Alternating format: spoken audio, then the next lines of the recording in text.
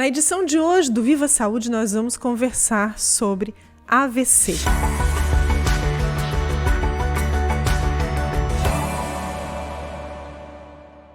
Iniciamos então o Viva Saúde de hoje, que tem um tema muito importante, porque ele pode, a partir da identificação, salvar vidas e reduzir sequelas. Nós vamos conversar sobre AVC.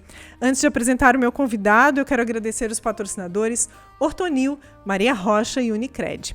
A gente conversa sobre esse tema hoje com o médico neurologista, Dr. Arthur Furlaneto Fernandes. Muito bem-vindo, doutor, ao Viva Saúde.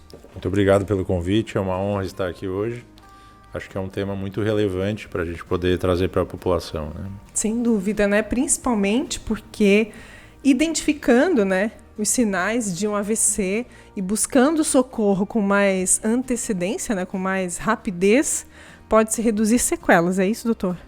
Exatamente, é o que o tratamento do AVC ele tem se modificado ao longo dos últimos anos, né? Eu diria que entre as doenças de neurologia, uma das que mais evoluiu o tratamento foi o AVC, né?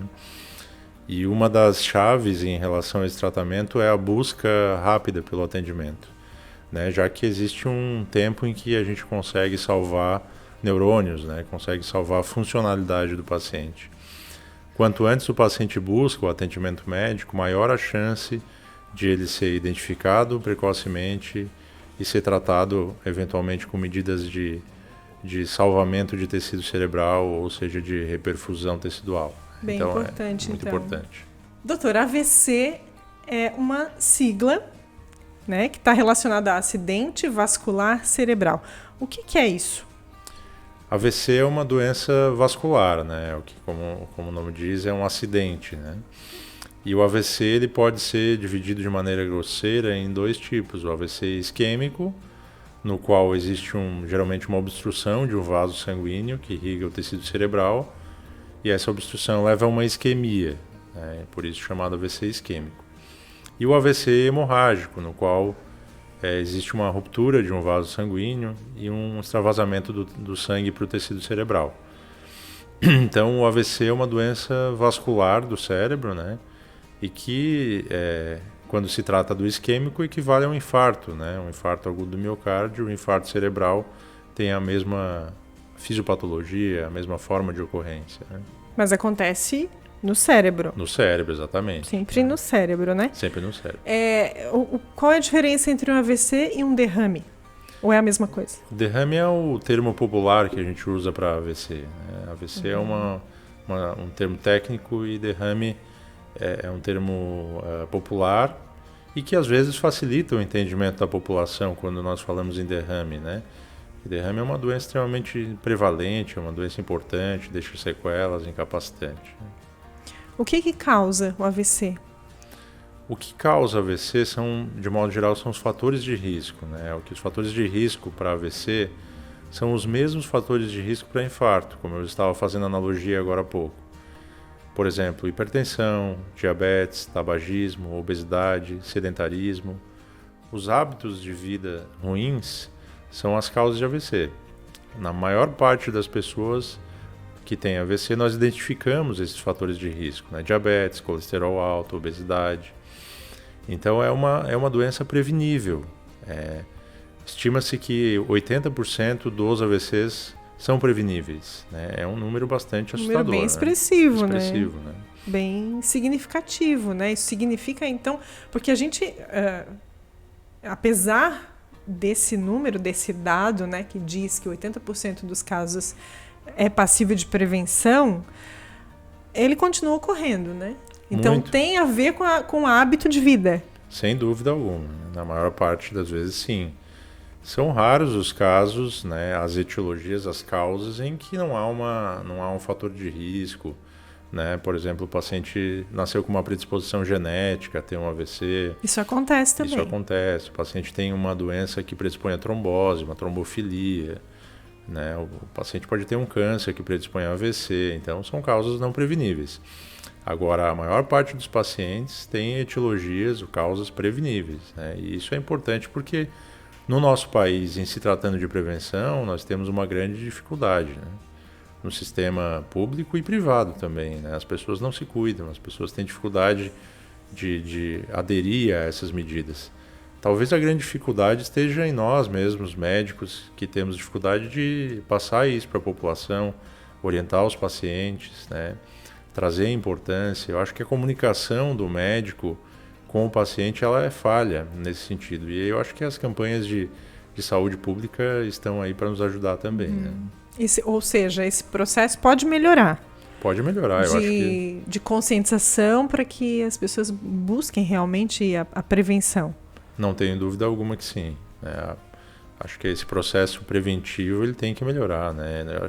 Nos últimos anos, as campanhas de divulgação do AVC elas têm sido mais frequentes, com potencial de abranger mais pessoas.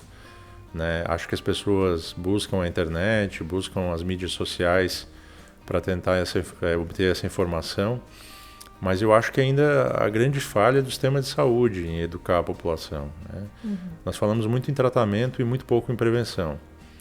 E como eu disse, assim, eu acho que existe uma falha de nós médicos em educarmos a população e insistirmos para que as pessoas busquem essa prevenção, para que as pessoas mudem estilo de vida. Né? Porque muitas vezes se diz, pare de fumar. Sim, mas por que parar de fumar? Né? Por isso. E insistir, né? Buscar essa necessidade. O cigarro, inclusive, está associado a muitos problemas, né? Muitos. É recorrente aqui, quando a gente fala de prevenção, o cigarro, ele aponta como primeiro da fila, praticamente. Assim. Cigarro é um problema de saúde pública. Né? Porque cigarro apesar das campanhas, doutor? Apesar das campanhas. E muito frequente, né? E pior do que isso, nós vemos pacientes que são hipertensos, diabéticos, obesos e ainda fumam. Né? Então esse é o pior cenário.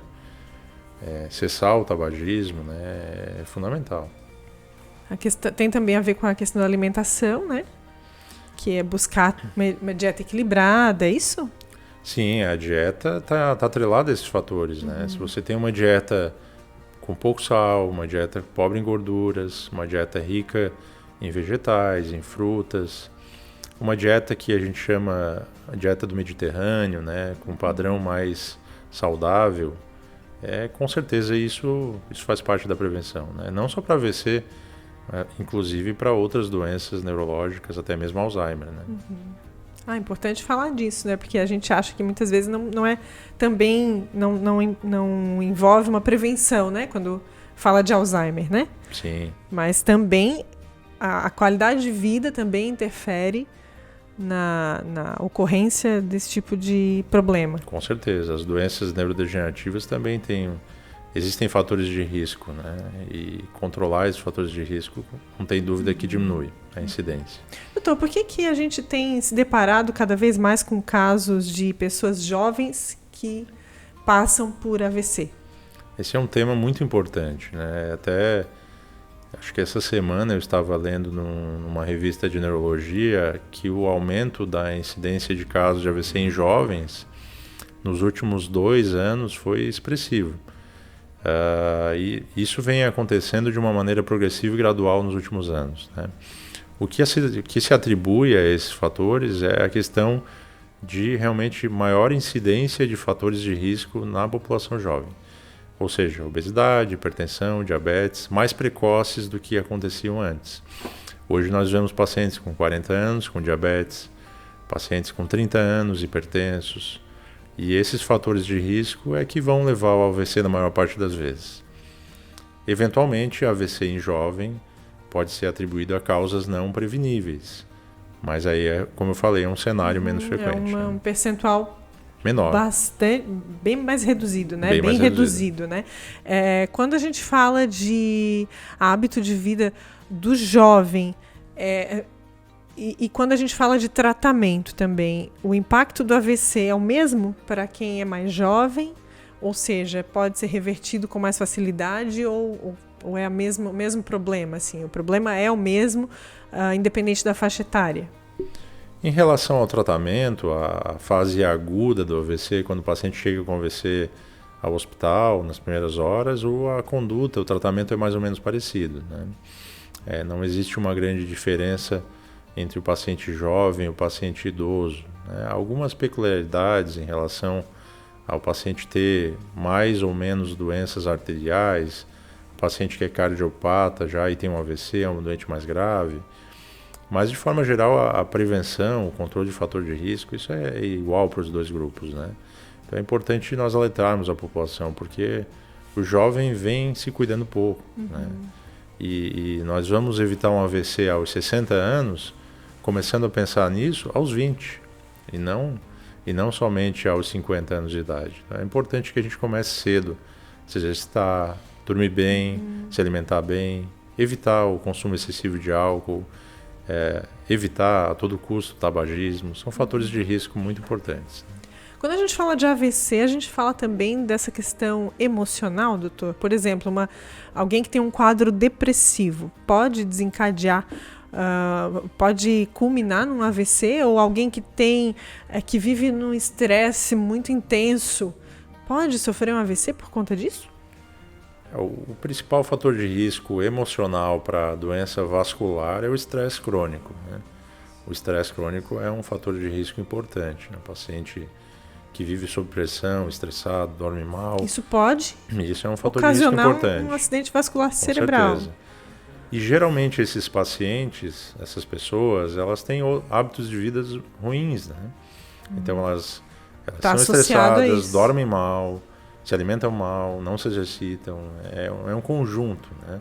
Mas sem dúvida o estresse crônico, o estresse contínuo, ele é um fator de risco importante. Sim. Pode acontecer, então, não é mito. Não é mito, não. É importante a gente cuidar da saúde mental, é fundamental. Né? Sim. Com certeza impacta nesse risco.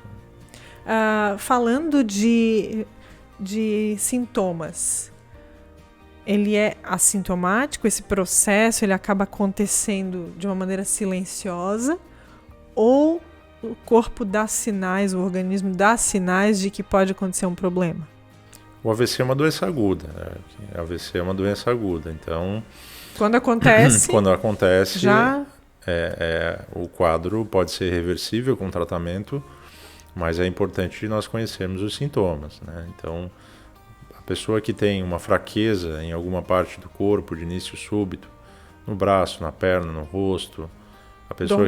Dormência, fraqueza, alteração de sensibilidade, né? Uma diminuição de sensibilidade, alteração na fala, dor de cabeça de início súbito, alteração visual, alteração no equilíbrio, não consegue caminhar, eventualmente associado a vômitos, isso são sinais de AVC.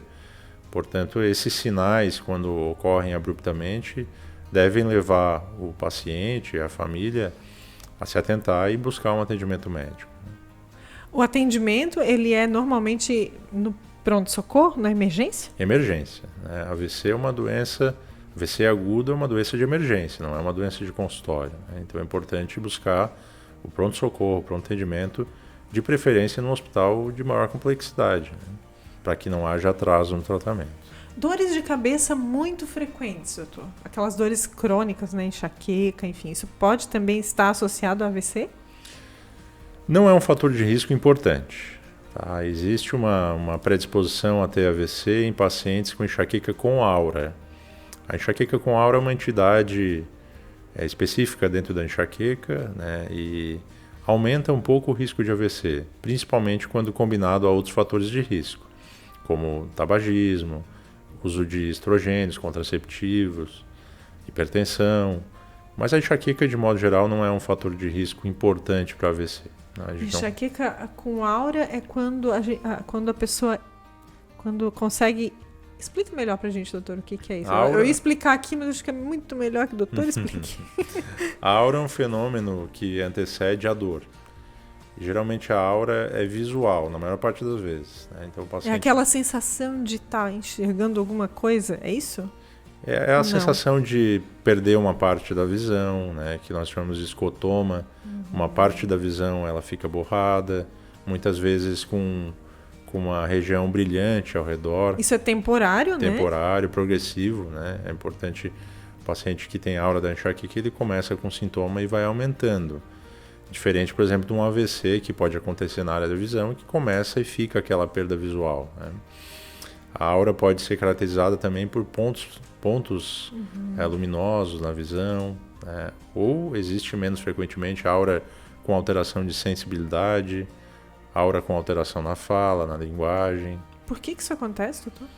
Isso acontece por um fenômeno de despolarização cortical. O que é isso? Na verdade, é uma onda elétrica anormal que acontece no cérebro. E essa despolarização que vai acontecendo no córtex cerebral, na parte externa do cérebro, é que leva a esses sintomas. Portanto, o paciente que tem aura visual, que são esses fenômenos que nós discutimos, ele tem o início dessa crise da enxaqueca na região da visão do cérebro.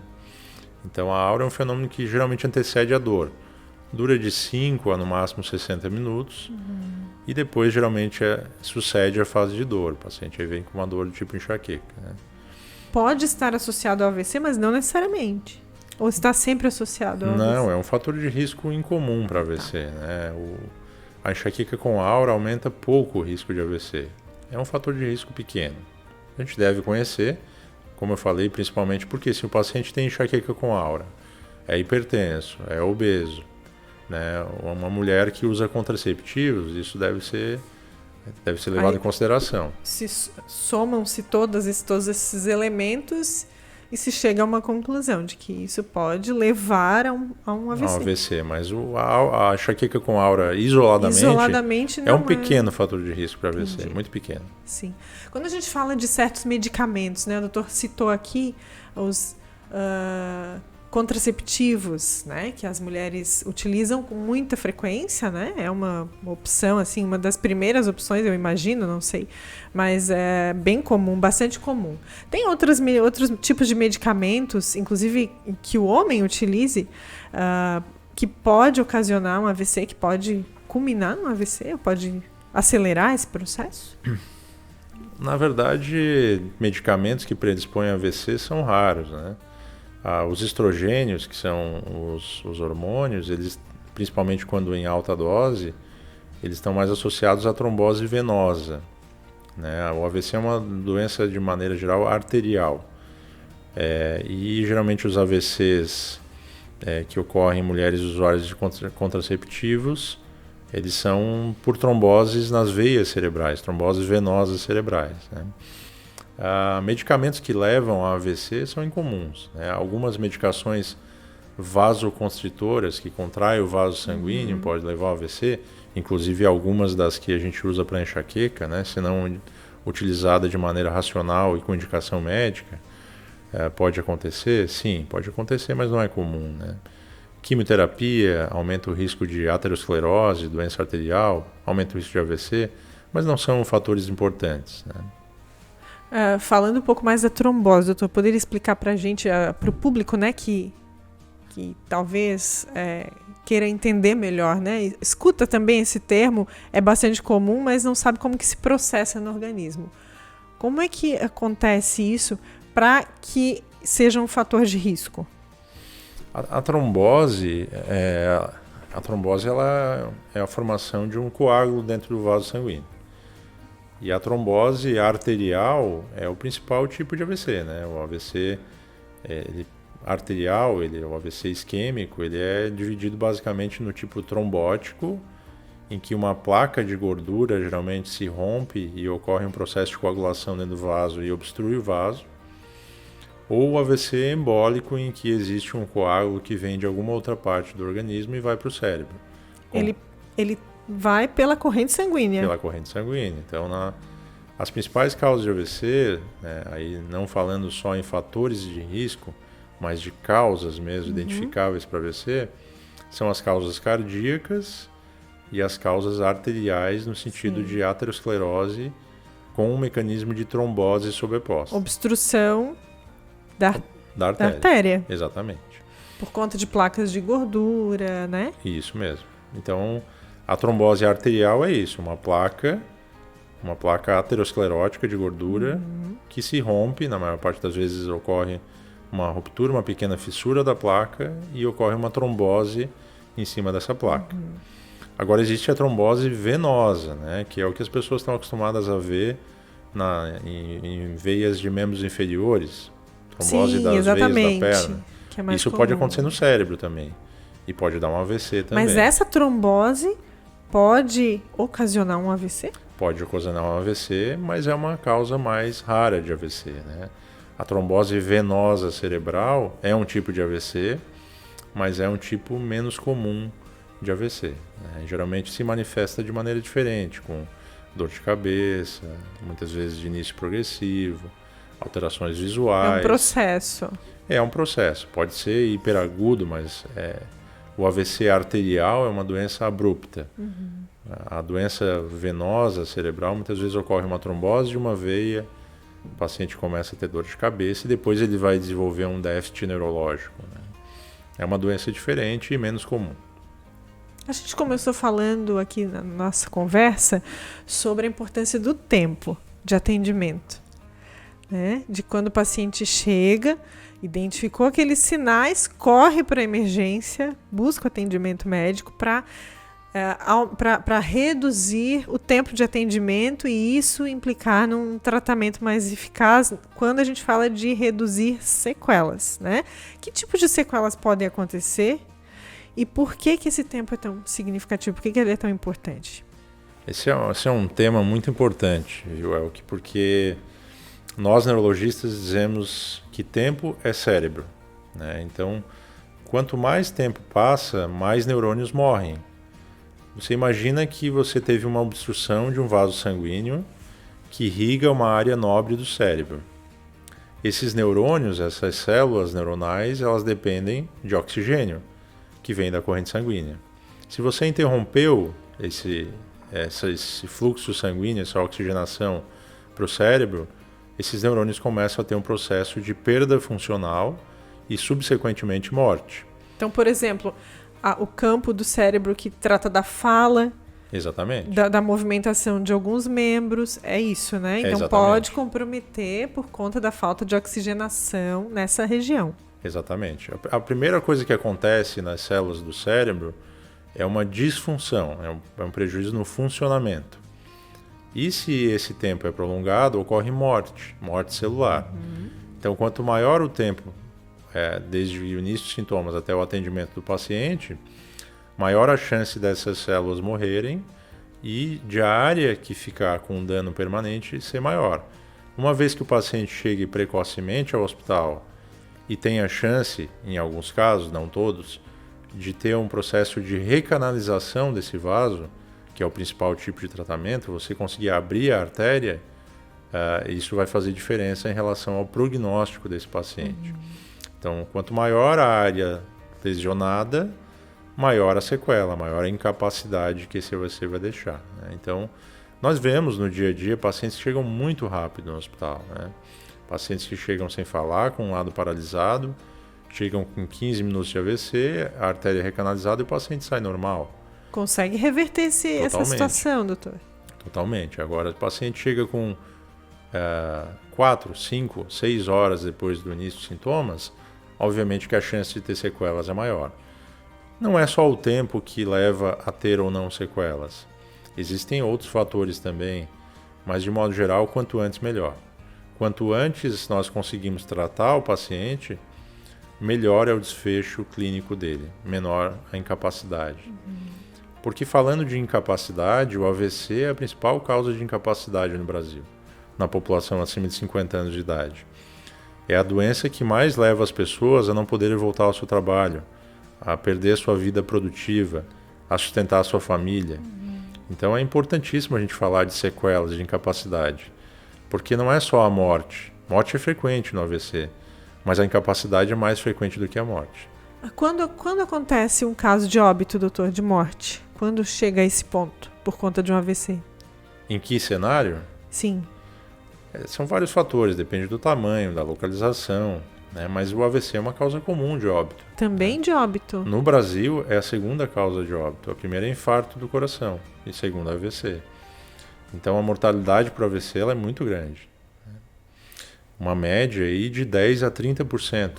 Você imagina que 10 a 30 pacientes a cada 100 podem morrer de um AVC. É uma quantidade expressiva, né? Muito. Falando ainda de sequelas, quando elas se instalam, quando isso acontece, De que maneira se pode reverter isso e até onde se pode ir para reverter esse quadro? A sequela já é um dano permanente, né? Então, quando nós falamos de sequelas, nós não estamos falando da fase hiperaguda do AVC, da fase que o paciente tem ou não a possibilidade de recuperar aqueles neurônios que são viáveis ainda. Uma vez que nós falamos em sequela, é uma lesão permanente. E essa lesão permanente, ela pode ser recuperada, ela pode ser reabilitada em uma fase de planejamento mais a longo prazo, né? Por isso é importante, depois que o AVC aconteceu, que o paciente seja atendido por uma equipe multidisciplinar, ou seja, fisioterapeuta, fonoaudiólogo, terapeuta ocupacional, equipe médica. Então aí sim a gente vai entrar na fase de reabilitação quando existe uma sequela. Pode contribuir então com esse quadro. Com certeza, né? As sequelas são potencialmente, se não reversíveis, mas pelo menos haver uma melhora, com certeza pode acontecer. Se administrar isso para que aquela pessoa tenha uma vida o mais normal possível. Sim, porque o nosso objetivo do tratamento do AVC não é o paciente ficar sempre sem nenhuma sequela. Esse é um cenário difícil de nós vermos, nenhuma sequela. Ocorre, mas nenhuma sequela é difícil. Agora, sequelas mínimas, não incapacitantes, esse é o cenário ideal, né? E, obviamente, que a reabilitação é muito importante. Então, uma vez que o paciente teve AVC, reabilitação precoce, acompanhamento multidisciplinar precoce, isso faz toda a diferença. O tratamento do AVC, ele é clínico ou ele é cirúrgico? Ou as duas coisas, ou depende do caso? Depende do caso, né? Existem tratamentos clínicos para o AVC, principalmente isquêmico, né? Em que existe, por exemplo, medicações que nós injetamos na veia do paciente para abrir o vaso sanguíneo, chamado trombolítico, né? E existe o tratamento endovascular, que seria um procedimento de cateterismo que vai dentro da artéria tentar retirar o trombo. Então o cateterismo também é indicado para em alguns casos, né? Não todos. Sim. Então o tratamento é clínico e muitas vezes intervencionista. O tratamento cirúrgico, falando em cirurgia neurológica, né? Em abrir o crânio do paciente, é um tratamento que ocorre mais nos casos de AVC hemorrágico, né? Ou quando os AVCs são muito grandes, aí precisa-se tirar uma parte da calota craniana para o cérebro poder expandir, né? Mas isso é exceção. O mais comum é que a gente use medicações e às vezes o cateterismo com a chamada trombectomia, né? Resolver. É mais prevalente em mulheres ou homens, doutor? Tem esse dado? Sim, o AVC é mais frequente em homens. Homens? Existe uma predileção pela população masculina. Mas, obviamente, que depende da idade que nós estamos considerando e depende também dos fatores de risco, né? Daqueles hábitos ali que a gente falou no início. Por quê? Por que será que os homens são mais... É mais frequente acontecer com os homens? Os homens têm mais fatores de risco, né? São mais hipertensos, geralmente são fumantes. A prevalência é maior no sexo masculino. Sim. Falando ainda de prevenção, que como a gente também falou no início dessa conversa, é o melhor caminho? Prevenção, sem dúvida. Mudança de hábitos, enfim. Tem formas de ir até o médico e buscar identificar se aquele paciente ele tem uma predisposição para sofrer um AVC ou não? Sem dúvida, sem dúvida. Começa por coisas muito simples, como, por exemplo, eu atendo frequentemente pessoas no hospital que nunca mediram sua pressão arterial. E aí você pergunta, você era hipertenso? Não sei, nunca fui ao médico, nunca medi minha pressão. E esse paciente chega no hospital com uma pressão de 18/10, uma pressão muito elevada. Já elevada. Então é o mínimo que se pode fazer, a partir de certa idade, eu diria que desde os 20, 30 anos de idade, aferir sua pressão, checar os seus níveis de colesterol, checar a glicemia, fazer consultas médicas periódicas preventivas. Isso é fundamental, não há dúvida que isso modifica o risco de ter AVC. Eu atendo pessoas de 80 anos que nunca foram ao médico com AVC. Obviamente, diabéticos não diagnosticados, pacientes com colesterol alto não diagnosticados, e aí que o cenário é perigoso, né? Tem pessoas que falam, eu nem vou no médico para não encontrar nada, né?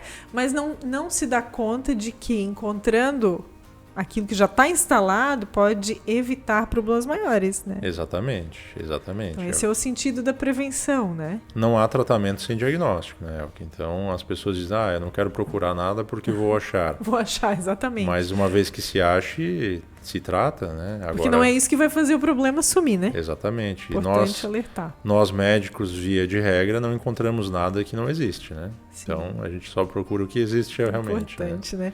Doutor, a gente está encerrando essa conversa. Sério? Que passa super rápido, né? Não sei pra ti. Nossa, tá muito gostosa. A gente podia ficar mais um pouco aqui, né? Mas o espaço está aberto, tá, doutor? Pra gente Ótimo. falar sobre outros problemas relacionados à tua especialidade, a neurologia, né? Tem muita coisa para falar. E a gente espera te receber aqui novamente. Vamos conversar mais. Eu Tá acho que bom? isso vai ser muito produtivo. Vai ser útil, né? Trazer informação aí de qualidade e que é de fonte segura, né? Espero que sim. Vinda do médico, com Espero que certeza, sim. uma orientação importante. Doutor, muito obrigada pela tua Imagina. presença aqui. Como eu disse, o espaço está sempre aberto. Obrigado, Tá bom? viu? Obrigado pela disponibilidade de abrir esse espaço e pela confiança também, viu? Tá bem, muito obrigada. A gente agradece também a sua audiência. Lembra de compartilhar esse conteúdo lá nas suas redes sociais. A gente agradece os nossos patrocinadores também, Ortonil, Maria Rocha e Unicred, e volta na próxima edição do Viva Saúde.